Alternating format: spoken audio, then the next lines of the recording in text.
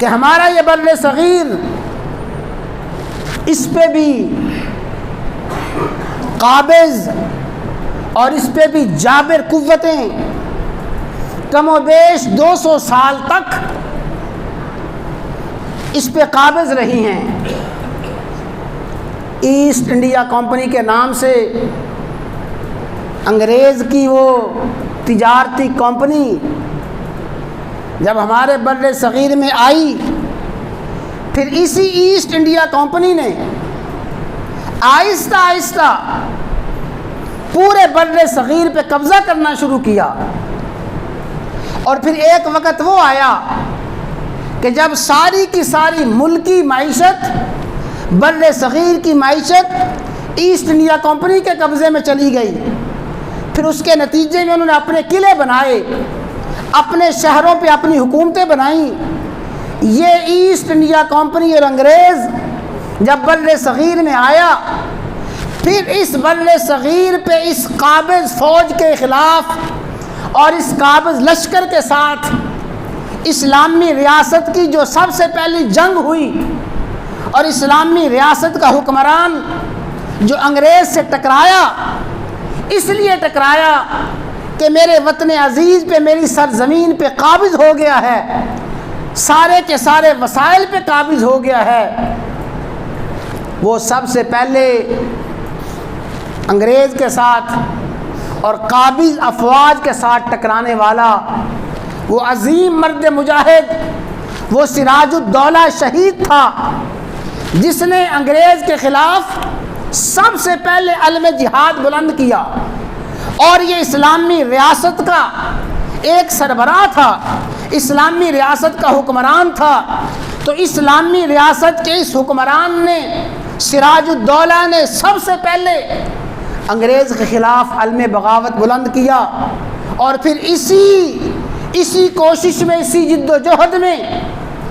اور بدبخت میر جعفر کی غداری کے نتیجے میں سراج الدولہ شہید ہوا۔ شہید تو ہو گیا، لیکن قیامت تک آنے والی اسلامی ریاست کے سربراہوں کو سبق دے گیا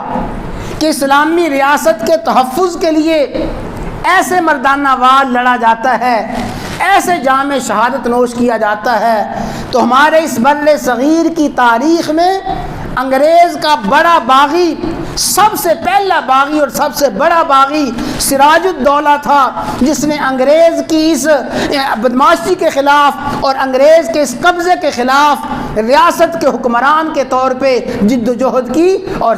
سراج الدولہ اسی جد و جہد میں شہید ہو گئے۔ پھر انگریز کی قوت اور طاقت اور انگریز کا ظلم و ستم بڑھتا گیا۔ اس انگریز کے اس ظلم کے خلاف ہماری اس ریاست میں، اس بر صغیر میں جو دوسرا انگریز کا بڑا باغی پیدا ہوا، جس نے انگریز کی اور قابض طاقتوں کی آنکھوں میں آنکھیں ڈال کے بات کی، وہ عظیم مرد میدان، وہ عظیم مجاہد وہ تھا جسے تاریخ فتح علی سلطان ٹیپو کے نام سے یاد کرتی ہے۔ سلطان فتح علی ٹیپو، اس نے پھر اسی انگریز کے خلاف اسی بر صغیر میں جنگ آزادی لڑی، اپنے وطن کے تحفظ کے لیے سلطان فتح علی ٹیپو میدان میں آیا،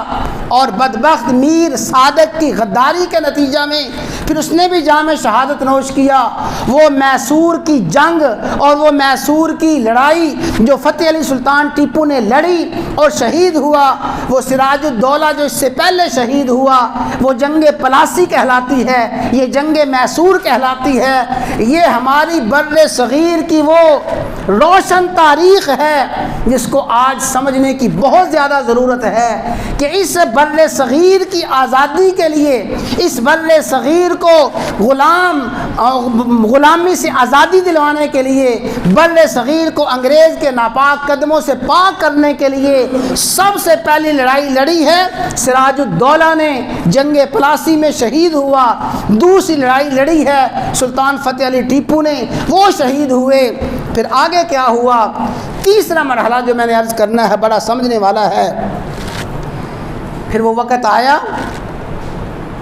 پھر بر صغیر کے مسلمانوں کی بدقسمتی اور زوال کی انتہا ہوئی کہ جب اس وقت کی سلطنت نے، اس وقت کی ریاست نے انگریز کے ساتھ ساز باز کر لی اور انگریز کے ہم نوا بن گئے۔ وہ شاہ عالم ثانی جو مغلیہ سلطنت کا بادشاہ تھا، اس نے انگریز کے ساتھ مکمل ساز باز کر کے، قابض افواج کے ساتھ ساز باز کر کے ان کو سارے کا سارے وسائل اور سارے کے سارے اختیارات دے دیے، حتیٰ کہ نعرہ یہ بلند ہوتا تھا کہ سرزمین پہ حکومت اور سرزمین پہ بادشاہت شاہ عالم ثانی کی ہے، لیکن حکم یہاں پہ کمپنی کا چلے گا، سرکار کا چلے گا۔